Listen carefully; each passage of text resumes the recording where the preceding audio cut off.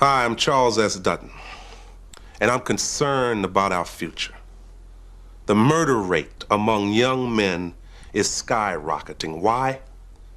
Because guys who think they're tough lose their cool and settle every argument with a gun. Now listen to me, I know because I've been there, and I've spent time in prison because of it. Turning away from violence and rebuilding the community is your responsibility, not somebody else's. That's why I'm working with the Institute for Black Parenting to help turn things around. The trigger got no heart. Menace to Society, the hardcore movie of the year, is the hardcore album of the year. So I guess I gotta do work, so I ain't finished. I grow up to be a straight up menace. She Featuring tracks from Spice One, MC8, and Smooth. Plus new music from Too Short, BDP, Ms. Kilo, High Five, UGK, Ed Banks, Cutthroats, The Lynch Mob, Brand Nubian, Kenya Groove, Pete Rock and CL Smooth, plus DJ Quake. From Spice One's 187 he wrote, and the original motion picture soundtrack from Menace to Society. Both out now on Jive cassettes and compact discs.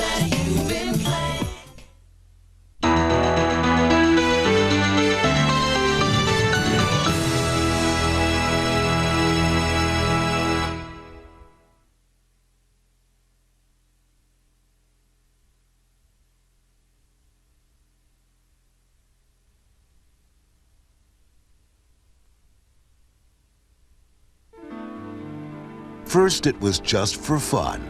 Then it was for education. Now they're getting serious. Bachelor party, that's right. I hear you're getting married. Too bad. Oh, no, he's not married yet. I guess it goes down like that with those gold-digging hoochie mama gut bucket skeezers you attract. Boy, just be yourself. If people don't like it, if you're being yourself, fuck them. Come up against the wall, wear handcuffs on, and crazy through on their lips. This is all we want. Some chicken wings, hot dogs, and a case of 40s. You got that? First of all, you need to go gargle, Funky. Man, my name is Stinky. Stinky, all right? Nigga, your name is Funky because you come up in here smelling like butt crack now. What is your line of business? Unemployment line. Oh, I knew you. I even remember your name. They just call you Jawbone. Wow, that's my whole my wife. Woo. Shaka, shaka, shaka, shaka, shaka. Woo. Shaka, shaka, shaka, shaka. Woo. You better hurry up, get over here. These boys got a party. Everybody and their mama here, including the law. Louder. I ain't scared of you. I ain't riding the key. I'll get one of you.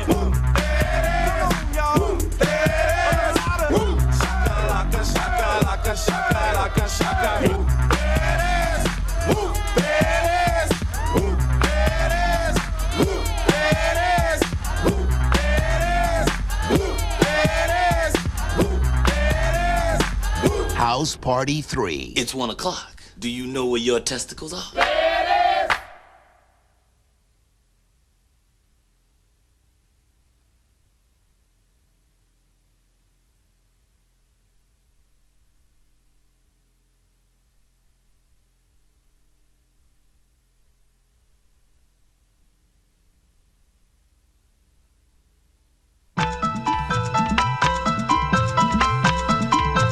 There were 3 of us, me, Trevor, and Billy. Best friends from what seemed like birth. Man, why you dissing on me? Oh, please, bud, please. Relax with a diss, all right? We grew up on the suburban South Shore of Long Island, the 5 towns. You got 16-year-old Jewish kids thinking and acting like they're Flavor Flav. A Benz, boat, house in the Hamptons. He's set. The kid's huge. My grandfather was a bookie to send my dad to law school. My dad made money so that I could do whatever I wanted. And all that me, Trevor, and Billy ever wanted to do was be like my grandfather. Look, I need this move, man. I want it bad. What are you, nuts? Oh, man, you used to beg for a score like this. They got one of the best deals in history, man. We're half of the way there. We need another 20. We only got 3 days, so... You guys seen Laura lately? Laura's high maintenance. Oh, shut up. You always saying, hook me, Vic, hook me, Vic. Hook me, Eddie, hook me. Well, you're hooked. Yeah, whatever. What a kid say? None. I gotta give him 20 grand in 2 days if I want it. what he said. Jimmy the door, bust a few heads. One of these forces me to pop the save. We're made. Yeah, man, we did it. Did I say it? Take care? Yeah. 20 grand? 20 grand? It's all there? Yeah, all right. Real tough guys. Rise and shine. We gotta have a little chat, but we got a little problem. You took my money. Don't point that thing at me. I'm with you, man. But I wouldn't hit anybody's place. I'm with people. You're not with anyone. I've known you all my life, man, and this is where we're at. The 3 years are gonna work for me until you pay me off. Go home. You're amongst friends.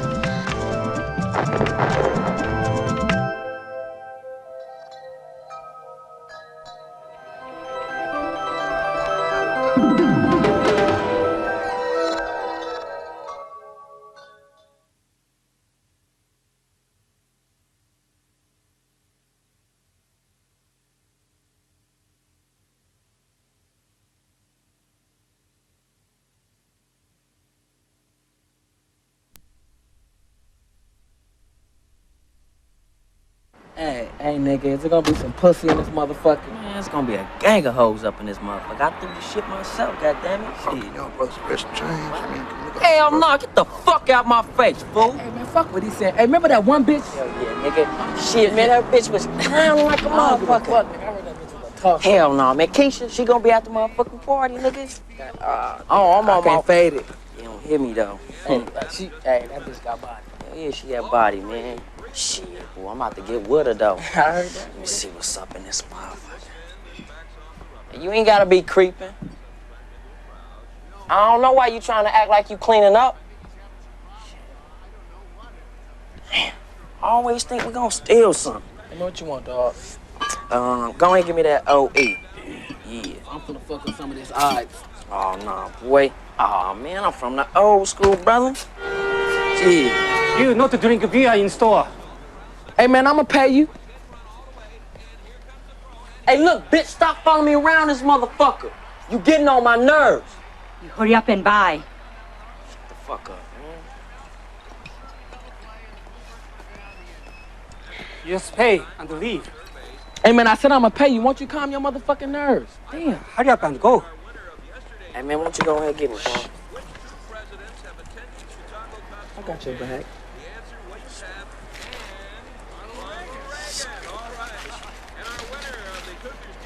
Get my change. And won't you give my homeboy his change? I don't want any trouble. Just get out. I can't stand y'all. I feel sorry for your mother. What you say about my mama? You feel sorry for who? I don't want any trouble. Just get out. The fuck you say about my mama? I don't want any trouble. Just get out. You talking shit. Every time I come in this motherfucker, you got something to say. Hey, where the motherfucking videotape? Give me the motherfucking video. Stop, give me the motherfucking videotape right now. Hey, nigga, hey, clean the cash register. Come on. Shut up. Hey, shut the fuck up with that noise. Hey, you gotta shut the fuck. I ain't playing. Hey, where the motherfucking tape at? What the fuck did you do, man? This motherfucker right now. I said eject it. Bitch, if you don't eject, I'ma smoke your pumpkin. Hey, bitch, do it right now. Bitch, I told your stupid ass. Shut the fuck up. Nigga, hurry up. Hell no. Come on, man, let's race up, man. Damn. I can't believe it. Nigga, I thought I told you to open the damn register. Damn, man, nigga. Let's go. Open this shit. What the f***? 6 motherfucking dollars, nigga. I know y'all got some money in this motherfucker somewhere. This don't even make no damn sense, man. Let's just go, man. You goddamn radio killer. I want you to keep your shit, too. Fuck. Jackpot. Hell yeah. Gang of this money, nigga. Shit. See, you ain't gonna talk shit now, are you? Where all the money at, man? Fuck that. Fuck that. Go! Went to the store just to get a beer. Came out an accessory to murder and armed robbery. It was funny like that in the hood sometimes. You never knew what was gonna happen or when. After that, we knew we wanted to be filmmakers, I think, as far back as when we were 14 years old. I think with Spike Lee and Robert Townsend came out around that time with Hollywood Shuffle and She's Gotta Have It. And that's when we saw somebody our color doing something like that. So that was what we wanted to do.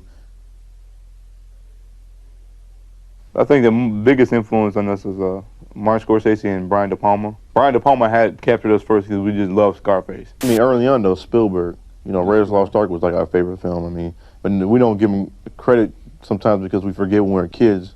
Our eyes were still open to all that stuff, you know, that was going on in the film world. And we just give like Scorsese and all those guys credit because after we recognized we want to be filmmakers is when we really started liking those guys.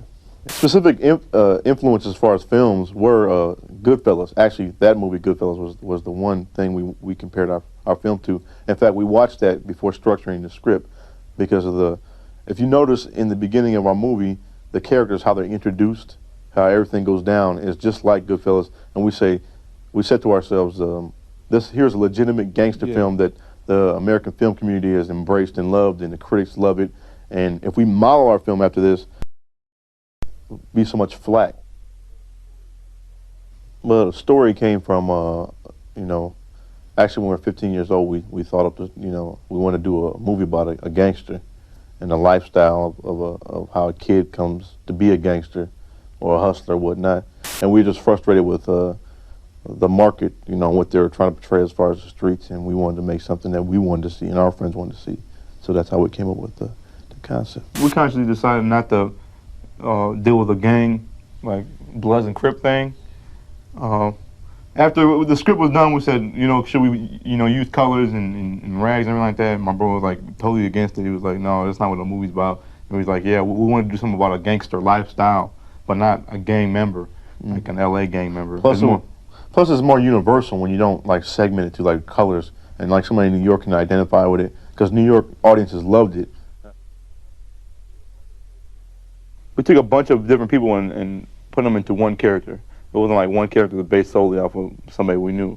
We took traits from several different people we knew. Like we interviewed a couple guys, and there was one guy mainly who we stuck by for, I guess, technical information for our main character, because a lot of the violence in the film was based off this one guy's life story. We had a lot of problems with Kane's character initially because we went in and Kane was very violent in the first script. We had to make him a middle of the ground type of character. We couldn't like make him like too far this way or too far that way. That's where Old Dog came in. Yeah, because we needed people to identify with him. But Old Dog was there. So if you put Kane in a different movie, he would be the bad character. And he is a bad character, I guess, in certain scenes in this movie. But if we had Old Dog as a contrast, he was so bad, so he made Kane look so good. We killed the character of Kane because that was a situation where we can have everybody identify with a character and then take him away from the audience, and they felt like they lost something. Yeah, one thing we got from the Godfather was like, you know, Coppola will not hesitate to kill off a starring character, you know, just like that, and you kind of on the edge of your seat, not knowing. We don't consider ourselves black filmmakers. We consider ourselves filmmakers who are black, and we might tell black stories, and that we might tell them the rest of the way, but we're still filmmakers first. So yeah, it's like funny in every interview we do or every publication you see African American filmmakers. And people nowadays with black cinema especially, they want you to teach instead of entertain, and it's all up to the individual coming in the theater what they think. You know, if you think one thing and I think another thing, we walk away with two different messages from the same film. And the weird thing is now, it's like, we're not even considered artists anymore because you gotta have this social responsibility, and art shouldn't be considered socially responsible. You shouldn't have to be socially responsible in art. You should be able to do what you want to do. If your vision is crooked, if your vision is racist, it's still your artistic.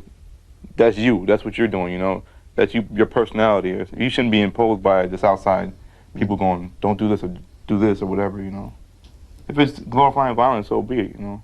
That's the way America's history has been. Not to say we're glorifying violence. No, if it's making money, it's exploitation and it's entertainment.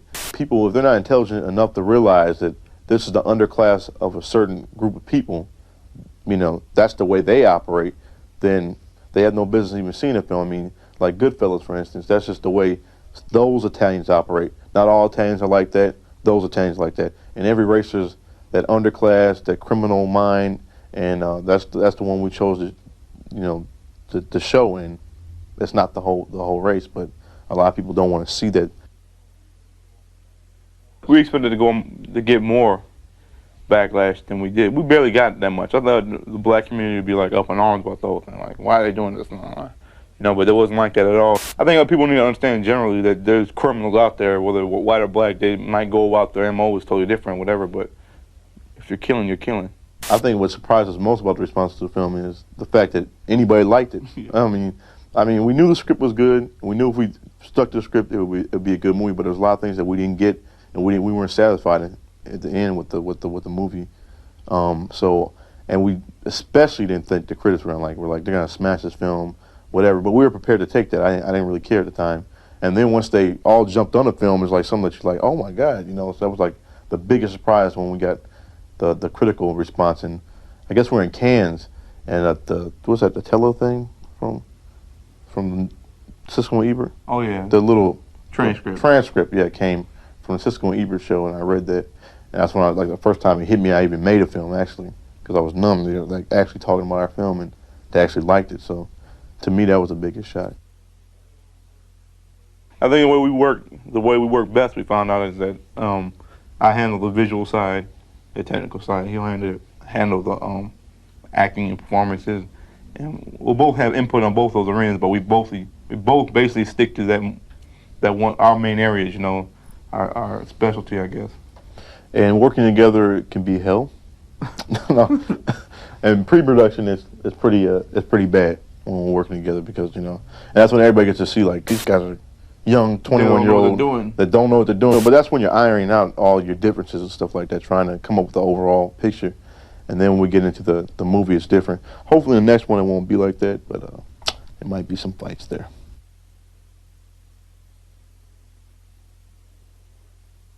I think the worst thing, the nightmare was, there were some nightmares. We did a prison thing, yeah. It didn't make it in the movie. It was a prison riot. And it just was, I don't think we were ready to direct a big action sequence. That just was the wrong movie. We had a day to do it. And it was like a swashbuckling scene. It was everybody getting socked, and it was people get thrown over bunk beds. Yeah, we didn't have enough time to do it. No, we were definitely not in our John Woo. It was atrocious. And one thing we were thinking before we sat down and started making our shot list was, let's give each individual scene its own style. Let's not stick to one style through the whole film. Plus, there was on the set there was a lot of spontaneous camera moves we had to come up with because of time restrictions. You had an elaborate shot list, and then they're don't got enough time to do it, so we had to re-choreograph actors, and a lot of people in the film weren't actors, and whoever had talent and was raw, it didn't matter what their resume, because I don't look at resumes. It's just because they lie anyway here. Yeah, whoever just had the skill, and we were fortunate enough to see a lot of good ones, like Lorenz Tate. Lorenz was one of the ones that was a gold mine, I guess. It had nothing to do with us. It's that he brought so much to that character that we knew we needed to use him. Yeah. Jada Pinkett, who came in, who we never thought the characters would look anything like those two, and they came in and totally changed our perception of what we thought the characters were. Our life has changed both professionally and personally in a lot of ways. Professionally, a lot of things are open to us that weren't open to us before, that nobody would ever think about letting us do. It's weird. It's before we did this, we were doing music videos and we were stuck in rap, right? But just because we did a film, we can now do R&B videos and rock and roll videos. I don't know where the creative license come from, but yeah, it's all of a sudden, oh my God, you guys are directors, and we have been doing music videos for 2 years. Our personal lives have changed to the point where I'm paranoid. I don't know about him. I don't like being out much, and we don't really like being in the industry anyway. Being out in Hollywood or outside for that matter. We're homebodies, so it's I've gotten more secluded. You think that people are coming after you, and you don't know when to distinguish it because those smiles turn to frowns or whatever the hell. Just plus, when you get a certain amount of notoriety, you're not famous, but your face is out there. People go, you look familiar. Is there anything else we should say? Whatever happened to the good old driving? All that good old-fashioned movie-going type stuff. You get a bunch of people together, a bunch of different cultural backgrounds, different walks of life, and they come together and they watch a movie in a theater. Somebody said that's the most beautiful thing they've ever seen, is that many people getting together, not fighting just to watch one movie. Going looking for a movie, and whatever you come away with it is what we want you to come away with, your own opinion, and then talk about it with somebody else if you feel you need to talk about it. But it's not You know, our only message we were sending out was understand how these kids can become, you know, these criminals out of desperate conditions, and that's the only thing we wanted to get across. Not that all this other stuff that everybody's talking about. They were saying this and they were saying that.